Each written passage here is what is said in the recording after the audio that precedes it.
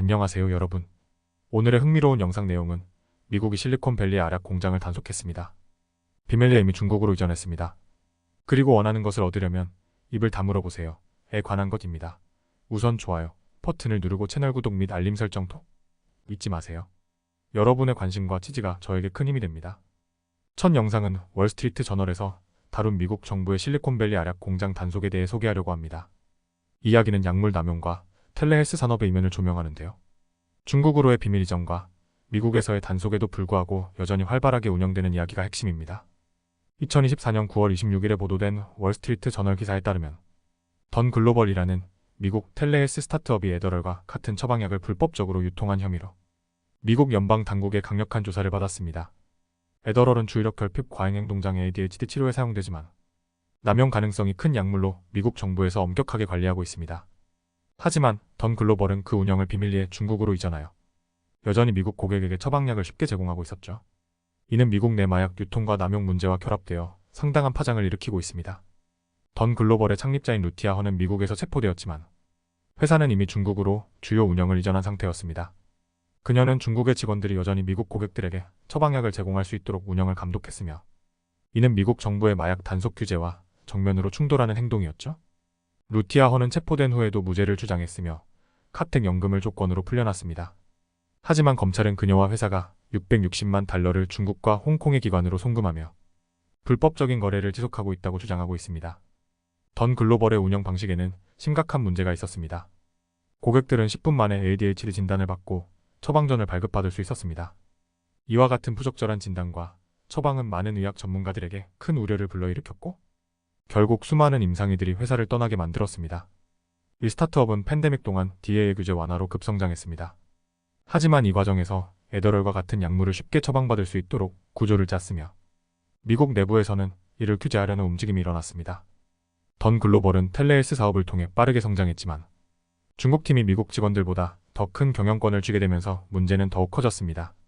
중국팀은 위챗을 통해 비밀리에 운영을 이어갔으며 미국 고객들은 이를 눈치채지 못한 채 빠르고 간편한 약물 접근을 이어갔습니다. 이후 미국 정부의 조사로 인해 많은 직원들이 회사를 떠났지만 여전히 회사는 수만 명의 환자에게 처방약을 공급하고 있습니다. 이는 텔레헬스 산업의 부작용을 보여주는 대표적인 사례로 자리잡고 있습니다. 던 글로벌 사건은 미국의 약물 남용 문제와 텔레헬스 산업의 규제 공백이 결합된 복잡한 사례입니다. 앞으로 이와 같은 문제를 어떻게 해결할지, 그리고 중국과의 국제적 협력이 어떤 방향으로 나아갈지 주목해야 할 부분입니다. 다음 영상은 월스트리트 저널에서 다룬 흥미로운 주제, 바로 침묵의 힘에 대해 이야기해보겠습니다. 많은 사람들이 대화에서 침묵이 어색하다고 느끼지만 사실 침묵은 매우 강력한 도구가 될 수 있습니다. 때로는 원하는 것을 얻기 위해 입을 다무는 것이 가장 현명한 선택일 수 있습니다. 그럼 이 주제를 깊이 있게 살펴보겠습니다. 우리 중 많은 사람들은 대화 중 침묵이 생기면 불편함을 느끼고 그 공백을 메우려고 서둘러 말을 꺼냅니다. 그런데 잘 배치된 침묵은 상대방에게 자신감과 차분함을 보여줄 수 있습니다. 예를 들어 협상이나 중요한 대화에서 침묵을 유지하면 상대방이 불안해하거나 스스로 정보를 더 제공하는 경우가 많습니다. 텍사스의 소송 변호사인 제퍼슨 피셔는 숨을 천마디로 삼으라고 조언합니다. 침묵은 상대방의 생각을 정리할 시간을 주며 때로는 그들이 스스로 실수를 깨닫게 만들기도 합니다. 피셔는 법정에서 증인이 거짓말을 하려고 할 때 일부러 침묵을 유지한다고 말합니다. 이 전략은 증인이 자신을 변호하다가 결국 실수를 범하게 만들 수 있죠. 침묵은 협상에서도 강력한 도구입니다. 다니엘 햄버거라는 CEO는 중요한 협상에서 상대방이 더 높은 금액을 요구할 때 자신의 주장을 강하게 어필하지 않고 침묵으로 대응했습니다. 결과적으로 상대방은 스스로 양보하며 협상을 유리하게 이끌 수 있었죠. 이처럼 침묵은 상대방이 먼저 말을 꺼내게 만들고 그들이 실수를 하거나 더 많은 정보를 제공하게 유도하는 효과적인 전략입니다. 오하이오주 오토바인 대학교의 로버트 앤 크래프트 교수는 침묵이 우리가 더 나은 유대감을 형성하는 데 도움을 준다고 말합니다. 사람들은 대화를 나눌 때 다음에 무슨 말을 할지 고민하기보다는 침묵 속에서 상대방의 이야기를 더 깊이 들을 수 있게 되죠. 실제로 크래프트 교수는 학생들에게 말도 없는 하루를 할당하여 침묵의 효과를 체험하게 합니다. 그 결과 학생들은 오히려 더 좋은 유대감을 형성하게 되었다고 보고합니다.